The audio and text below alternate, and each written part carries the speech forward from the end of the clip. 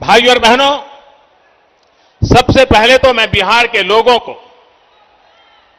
बधाई देना चाहता हूं। खेसारी लाल यादव ने तोड़ा पवन सिंह का पहला विश्व रिकॉर्ड, जिसको देखकर मोदी जी ने खेसारी लाल यादव को दी बधाई। तो आखिर क्या है जानकारी, इस वीडियो के लास्ट तक हम जानने वाले हैं। वाकई में अगर आप खेसारी लाल यादव के सच्चे फैन हैं तो चैनल को सब्सक्राइब करके एक छोटा सा कमेंट दिल से ज़रूर कर देना।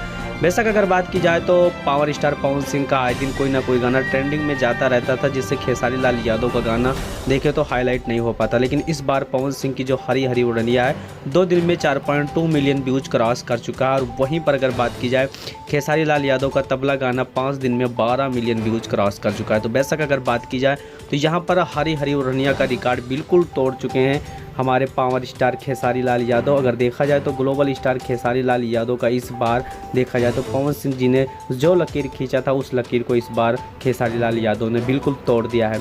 तो बेशक आप लोग का क्या राय चल रहा है, बिल्कुल 100% आप कमेंट करके कमेंट में ज़रूर बताना।